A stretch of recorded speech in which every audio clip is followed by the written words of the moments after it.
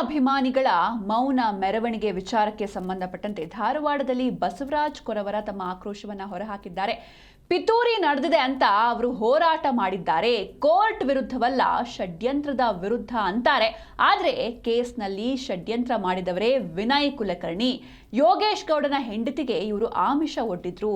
ಈ ಬಗ್ಗೆ ನಮ್ಮ ಹತ್ರ ಆಡಿಯೋ ಹಾಗೂ ವಿಡಿಯೋ ಪ್ರೂಫ್ಗಳಿದೆ. ಇದನ್ನ ನಾವು ಕೋರ್ಟ್ಗೆ ನೀಡಿ ಹೋರಾಟ ಮಾಡ್ತೇವೆ ಅಂತ ಧಾರವಾಡದಲ್ಲಿ ಬಸವರಾಜ್ ಕೊರವರ ತಮ್ಮ ಆಕ್ರೋಶವನ್ನ ಹೊರಹಾಕಿದ್ದಾರೆ.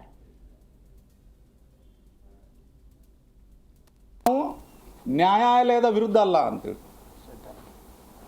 ಷಡ್ಯಂತ್ರ ಮಾಡದವರ ವಿರುದ್ಧ ಅಂತ ಹೇಳ್ತಾರೆ ಇವರು. ಷಡ್ಯಂತ್ರ ಯಾರು ಮಾಡ್ಯಾರ ನಾನು ಹೇಳ್ಬಿಡ್ತೀನಿ. ಇದ್ರೊಳಗಡೆ ಷಡ್ಯಂತ್ರ ಯಾರ್ಯಾರು ಮಾಡ್ಯಾರ, ಹೆಂಗೆ ಷಡ್ಯಂತ್ರ ಮಾಡ್ಯಾರ ಅಂತೇಳಿ. ಷಡ್ಯಂತ್ರ ಮಾಡಿದವರು ವಿನಯ್ ಕುಲಕರ್ಣಿ ಅವರು. ಮೊಟ್ಟ ಮೊದಲಿಗೆ ಷಡ್ಯಂತ್ರ ಮಾಡಿ ಇವನು ಕೊಲೆ ಮಾಡಿಸಿದ್ದು. ಅದಾದ ಮೇಲೆ ಯೋಗೇಶ್ ಗೌಡನ ಕೊಲೆ ಮಾಡಿಸಿದ್ದು. ಅದಾದ ಮೇಲೆ ಗುರುನಾಥ ಗೌಡನ ಜೊತೆ ಹೊಂದಾಣಿಕೆ ಮಾಡೋಕ್ಕೆ ಪ್ರಯತ್ನ ಮಾಡಿದ್ದು.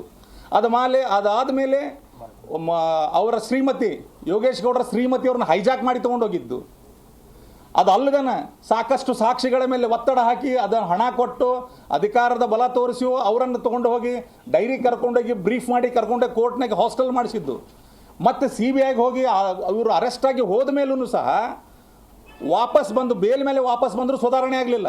ಅಲ್ಲಿನೂ ಸಹ ಸಾಕಷ್ಟು ಸಾಕ್ಷಿಗಳನ್ನು ಒತ್ತಡ ಹಾಕಿ ಸಾಕ್ಷಿಯನ್ನು ಹೇಳಿಸುವಂಥ ಪ್ರಯತ್ನ ಮಾಡಿದಾಗ, ಹಣ ಕೊಟ್ಟು ಹೇಳಿಸುವಂಥ ಪ್ರಯತ್ನ ಮಾಡಿದಾಗ ಅದು CBI ಗಮನಕ್ಕೆ ಬಂದು ಅದು ಟ್ರ್ಯಾಪ್ ಆಗಿ ಕೋರ್ಟ್ ನ್ಯಾಯಾಲಯದ ಮುಂದೆ ಬಂದಾಗ ಮತ್ತೆ ಸುಪ್ರೀಂ ಕೋರ್ಟ್ ಇವರ ಬೇಲನ್ನು ಕ್ಯಾನ್ಸಲ್ ಮಾಡಿ ಮತ್ತೆ 9 ತಿಂಗಳು ಜೈಲಿಗೆ ಕಳಿಸ್ತು.